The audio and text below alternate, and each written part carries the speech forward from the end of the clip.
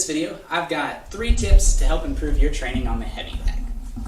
Tip number 1, don't forget to breathe. This is important in martial arts especially, but any sport you do. So, in martial arts, in fighting, we exhale with every strike. We inhale in between strikes when we have the opportunity to. We're out, we're moving around, long range, I'm not throwing something. Big deep breaths when I can. Otherwise, it's quick. Controlling your breath is very important because that's how you stay in the fight. Biggest gas tank in the world does not matter if you expend it all in a couple of seconds and can't refill it. So, remember that. Timing and breathing is more important than having giant cardio. Cardio is still important. The larger the gas tank and control of your breath, you can be in the fight for a really long time. And the person that gets tired first is usually the one that loses, because you get tired, you get sloppy. But anyway, just remember that. When you're on the bag, don't hold your breath as you're throwing your strikes. Don't stay tense, Exhale.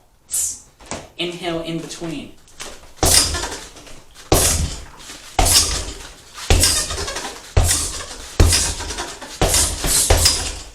Right? Simple little tip, but we all tend to forget it from time to time, especially when we're tired. Our body wants to take those big, deep gasps, and while it's trying to get air in, forgets to get air out, and it's just a mess. You hyperventilate, you don't feel good, head gets all funny, you collapse on the floor, your best friend comes over and stabs you. I don't know what you guys do in your free time, but anyway, so tip number 2, move. I like to think about training on a heavy bag more like shadow boxing with a target. When I shadow box, when I'm actually fighting, I'm not standing still. And especially in an actual fight, my opponent's not going to stand still. There's not one person in the world, whether they're trained or not, that's going to stand still and let you hit them, or stand still while they're trying to hit you. So you have to move.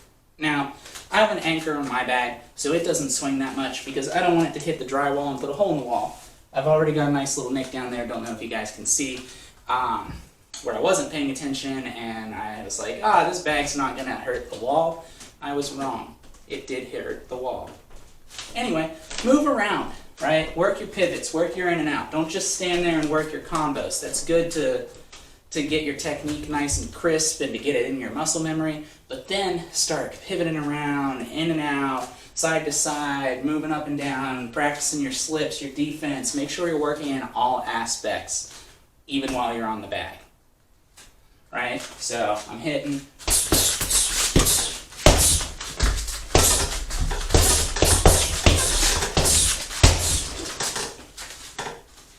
Train like you're going to compete, like you're going to fight. If your training does not simulate an actual scenario, you're not getting any benefit out of it, unless it's specifically built for physical conditioning. And my third final tip for the heavy bag, don't make every strike 100% of your power. It's not how you're going to fight. It's not realistic. If you do fight like that, you may have a bunch of one-hit KOs, but the first person that can weather that first 30-second storm is going to outlast you. It's exhausting. Power strikes are typically slower, so they're more visible, and you just waste a lot of energy doing that all the time. Now, what you want to do is throw light shots, still got some pop. You don't want anybody to disrespect your strikes. Make them fear every single thing that you throw, but it doesn't have to be that Hail Mary, giant overhand, chopping a tree down roundhouse, Spartan kick keep. Not everyone has to be that. Sometimes I can be moving back, he's coming forward, I just give him a little tap. Just enough it stops him, makes him think oh yeah, he can hurt me. But it doesn't have to, right? I can do that and then set up other things, especially if it's my rear teep, right? I can keep tapping him there, and then maybe the one time put in some power. Last time, light little teep, boom, and follow in with Superman. I can throw a flurry, right? Not anything that's going to really hurt him. It's going to make him panic a little bit, cover up, probably freak out. He doesn't know what I'm throwing, right? And then cut an angle, and then throw a nice cross or a nice hook. Sometimes light roundhouses are the ones that tend to land more. Example, I can parry the jab. If somebody's throwing that jab out a lot, especially if they're being real lazy, I can slip to the right, to the outside of it, parry it across, and then a light head kick. Especially roundhouses to the head don't have to be that strong. There's a lot of weight behind your leg. The shin bone's very solid.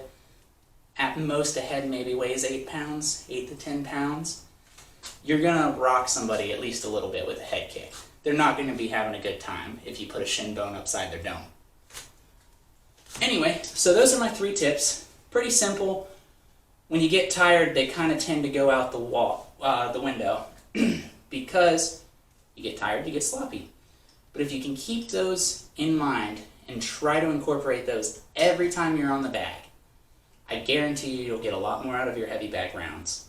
So try it out, pay attention when you're working the next time you're doing rounds on the bag, and just see, am I doing this? Is this relatively realistic? Am I getting the most out of my heavy bag workout?